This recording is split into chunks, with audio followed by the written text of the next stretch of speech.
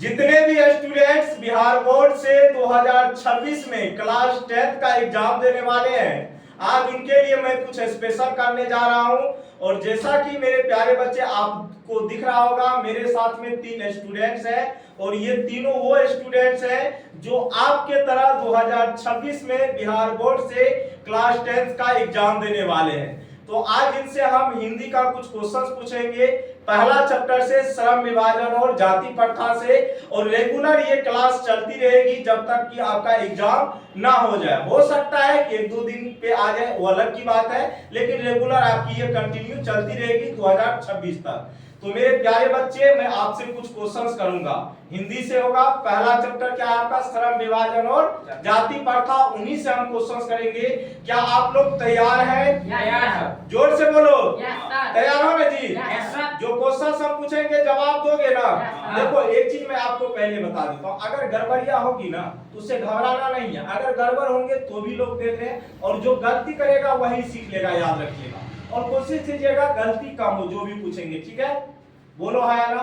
और सब दिन जो है हम अलग अलग सब्जेक्ट आपके लिए लेकर के आएंगे। वैसे मैथमेटिक्स तो हम पढ़ा ही रहे हैं। तो चलिए, पहला नंबर क्वेश्चन आप तीनों से है, ठीक है? बोलो हाँ या ना?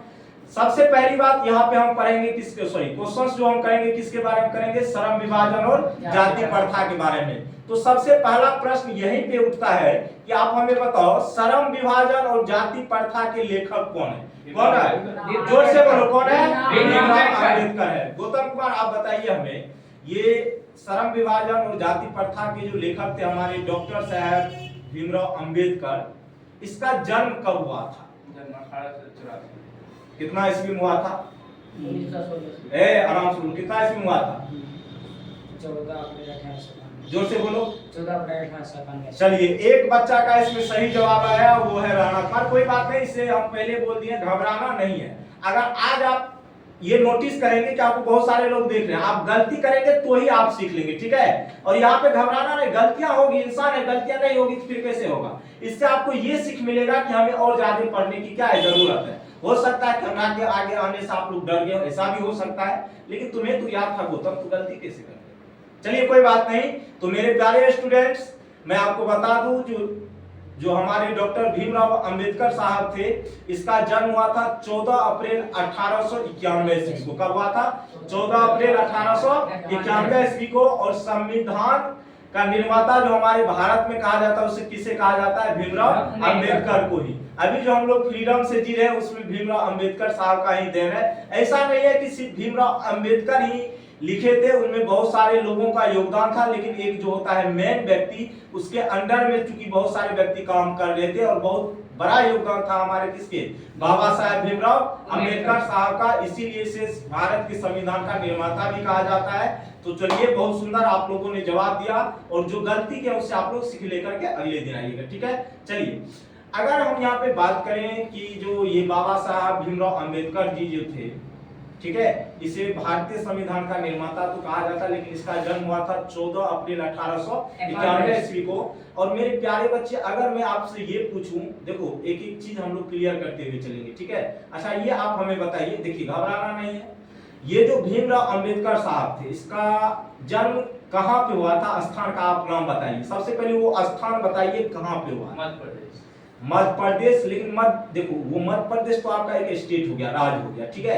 मध्य प्रदेश के किस स्थान पे हुआ था ये हमें बताओ। सही है, कोई दिक्कत नहीं। देखिए मेरे प्यारे बच्चे, किसी को याद है, जवाब देना चाहेंगे? बताइए। महू, मध्य प्रदेश। बहुत सुंदर जवाब है, और उसका भी सही जवाब है। थोड़ा सा आप स्थान उसमें और ऐड कर देते तो बेहतर होता, ठीक है? कोई बात नहीं। तो भीमराव अंबेडकर का जो जन्म हुआ था 14 अप्रैल 1891, महू मध्य प्रदेश नामक स्थान हुआ था। कोई दिक्कत?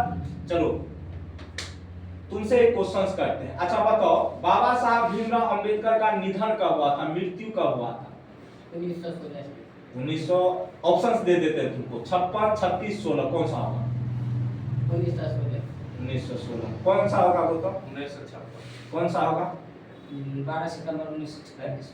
वाह, गजब। तो 1956 ईस्वी में क्या हुआ था? इसका निधन हुआ था, लेकिन कहाँ हुआ था?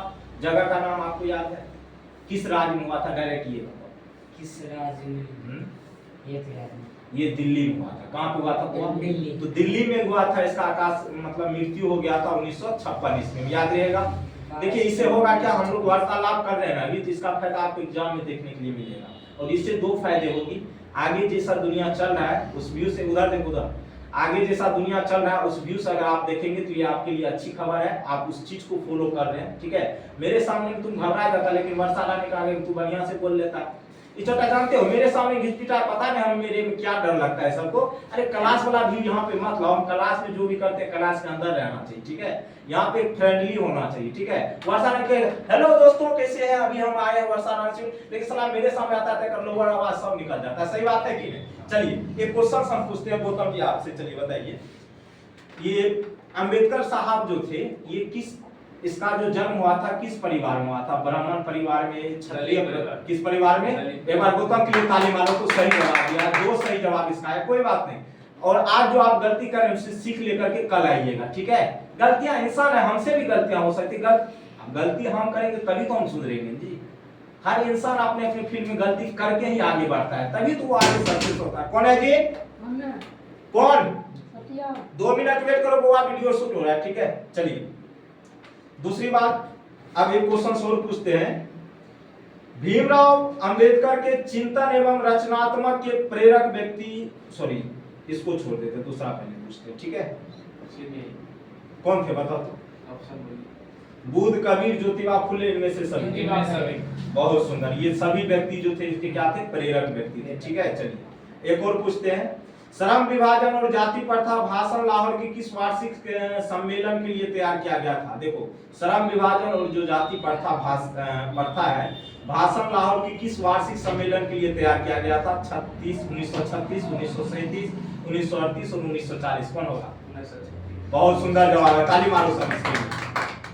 चलिए एक क्वेश्चन और पूछ लेते हैं, क्योंकि ज्यादा देर का नहीं बनाना है, और कल से आप लोग पढ़ के आइएगा ना तब बेहतर तरीके से पूछेंगे। ठीक है, आज वैसे ले लिया अचानक। ठीक है, तो कल आप लोगों को 20 का दांत पढ़ के आना है। कौन सा करके पढ़ के आना? 20 का दांत, जो कहानी है नलिनी बिलोचन शर्मा, वही ना जी? ठीक है, चलिए एक और क्वेश्चन पूछ लेते हैं। अब देखिए ये जो जन्म स्थान है इसको उल्टा के भी पूछ सकता है कि महू मध्य प्रदेश में किसका जन्म हुआ था? तो भीमराव अंबेडकर का हुआ था। बोलने का तरीका आप लोग पहले सीखिए। ठीक है, अच्छा है तरीका, कोई दिक्कत है, अभी आप लोग बच्चे हैं तो बच्चे की तरह रहिएगा। ठीक है, अब आपको क्या लगता है वीडियो बनाना स्टार्ट के तुरंत बोलेंगे बहुत टाइम लगा है इसमें? मेरा कोई पहला वीडियो देखेगा तो कोई कहबे करेगा ये बल जीते, सच्चाई बात कर रहे। देखो कोई भी चीज सीखने का लालच होना चाहिए, अब किसी को बर्बाद करने का लालच गलत बात है। चलिए एक और क्वेश्चन गौतम, अच्छा एक क्वेश्चन तुम बताओ, भारत में जाति प्रथा का मुख्य कारण क्या है? शिक्षा, बेरोजगारी, गरीबी, अमीरी? बेरोजगारी। क्या है? बेरोजगारी। क्या है जी? बेरोजगारी। बहुत सुंदर जवाब। चलिए अच्छा एक चीज और बताइए, अभी ऑप्शंस के हिसाब से जाति प्रथा का मुख्य कारण ये था और बेरोजगारी का मुख्य कारण कहेगा तो क्या हो जाएगा? जाति प्रथा हो जाएगा। ठीक है, बहुत सुंदर आप लोगों का जवाब है। अच्छा अंबेडकर के जो अनुसार था, देखिए मेरे सामने तो बुक भी है, अंबेडकर के अनुसार भाईचारा का वास्तविक रूप कैसा होता है? शहद की तरह, दूध पानी के मिश्रण की तरह, शक्कर और पानी के मिश्रण की तरह, इनमें से कोई नहीं। कौन सा होगा बताइए? दूध पानी के मिश्रण। बहुत ही लाजवाब आंसर है। देखिए बाबा साहब भीमराव अंबेडकर का मानना है भाईचारा का अगर वास्तविक रूप कोई है तो दूध और पानी का जैसा मिश्रण होता है उस तरीके से भाईचारा होता है। ठीक है, क्या हुआ जी? अरे 2 मिनट लगेगा, वेट करो ना।